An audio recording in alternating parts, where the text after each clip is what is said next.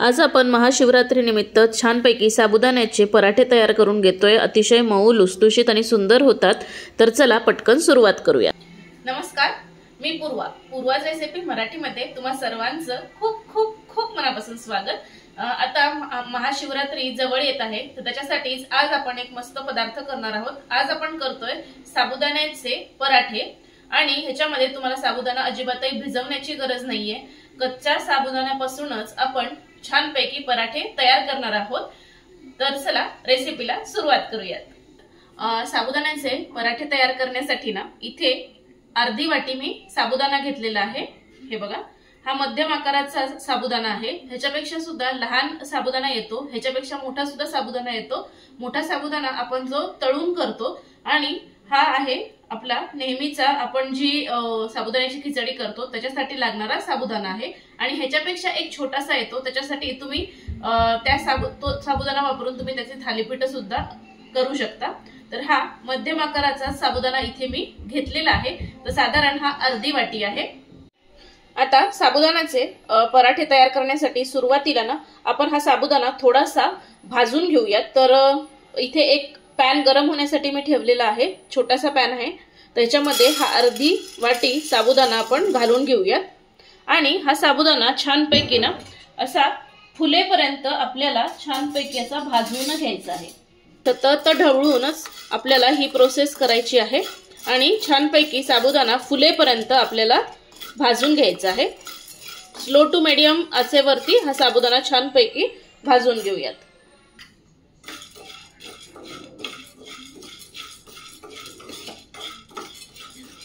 उपवास म्हटलं की बरेच जण महाशिवरात्रीला वरई देखील खात नाहीत।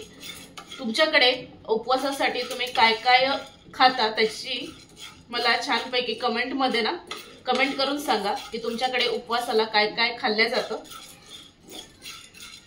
अतिशय सुंदर होतात हे पराठे साबुदाण्याचे आणि कोणतीही झंझट नाहीये अजिबातच। म्हणजे साबुदाणा भिजवण्याची गरज नाहीये आणि काहीच नाही आणि चवीला जबरदस्त लागतं।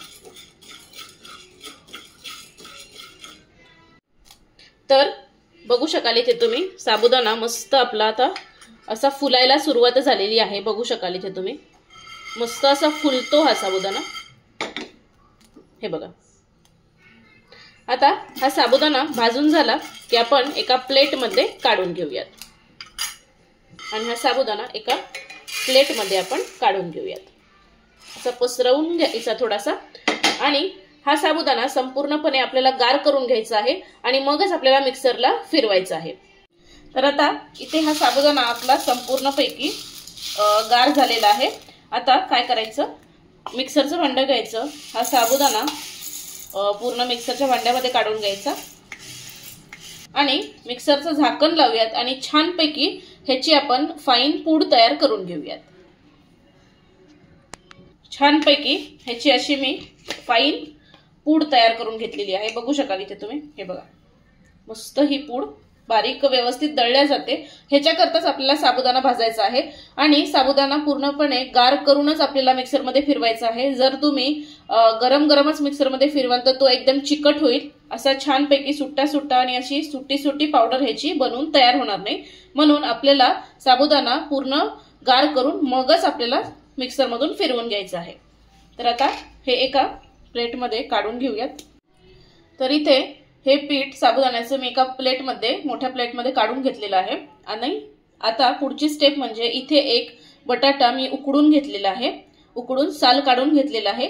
आता हा बटाटा आपल्याला ह्या मिश्रणामध्ये छानपैकी असा खिसून घालायचा आहे, म्हणजे तो छानपैकी ना एकजीव होतो। हे बघा अशा पद्धतीने। तर हे बघा, हा बटाटा छानपैकी मी या साबुदाण्याच्या पिठामध्ये घालून घेतलेला आहे, खिसून घातलेला आहे। आता ह्याच्यामध्ये काही मसाले घालूयात। तर इथे साधारण 2 ते 3 मिरच्या आणि अर्धा इंच आलं खलबत्त्यामध्ये ठेचून घेतलंय, त्याची पेस्ट तयार करून घेतलेली आहे। त्यानंतर याच्यामध्येच आपल्याला घालायचं आहे साधारण अर्धा चमचा जिरे। त्याच्यानंतर यामध्येच आपल्याला घालायचं आहे चवीनुसार सेंधव मीठ, जे आपण उपवासाला मीठ खातो ते मीठ ह्याच्यामध्ये घालून घ्यायचं आहे, चवीनुसार घालायचं आहे।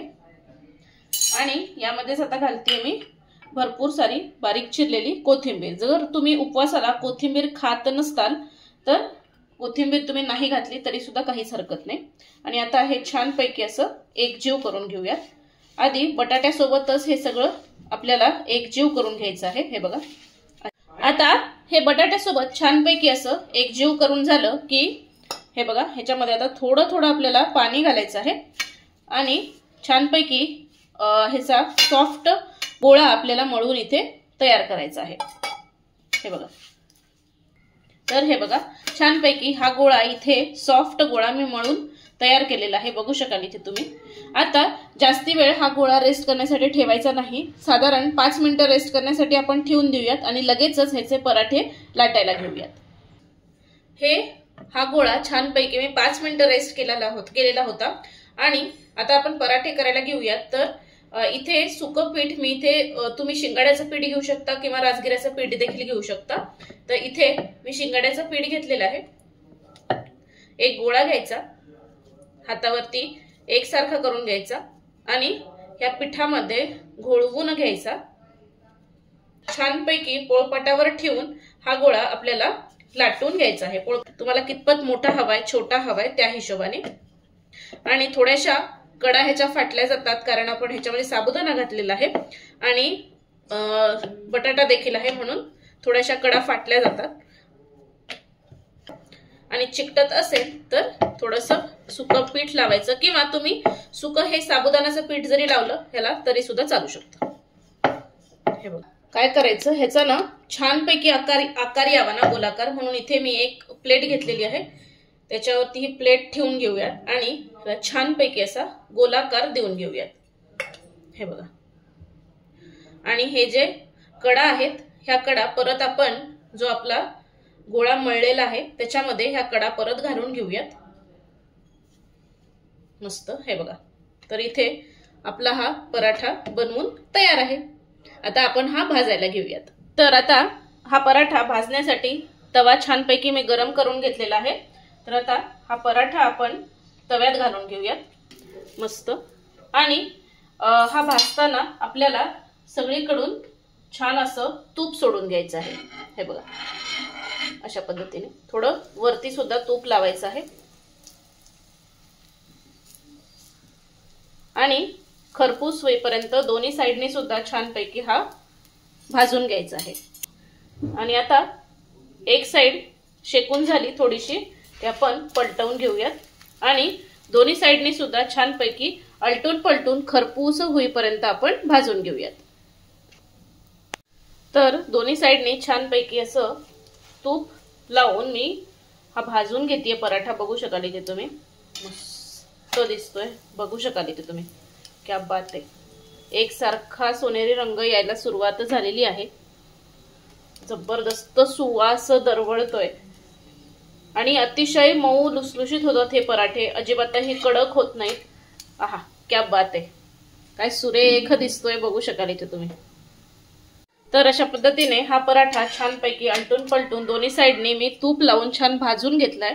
आता हा छानपैकी भाजून झाला की अशा पद्धतीच्या एका जाळीवरती हा पराठा काढून घ्यायचा, म्हणजे जेणेकरून त्याला सगळीकडून हवा लागली जाते आणि तो सॉगी देखील होत नाही। तर हा पराठा आपला इथे बनवून तयार आहे। तर आता अशाच पद्धतीने सर्व पराठे इथे भाजून तयार करते।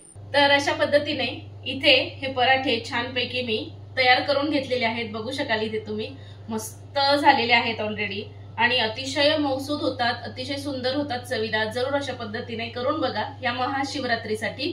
आणि हे पराठे तुम्ही इव्हन दह्यासोबत खाऊ शकता किंवा लिंबाचं जर गोड लोणचं तुमच्याकडे असेल तर त्याच्यासोबत सुद्धा खाऊ शकता किंवा काकडीच्या कोशिंबिरी सोबत सुद्धा हे पराठे अतिशय सुंदर लागतात। जरूर अशा पद्धतीने करून बघा आणि केल्यानंतर मला कमेंट करायला विसरू नका। तर अशाच खमंग खुसखुशीत आणि मस्त मस्त रेसिपीजसाठी पूर्वाध रेसिपी मराठीला पटकन सबस्क्राइब करा, लाईक करा आणि शेअर करा।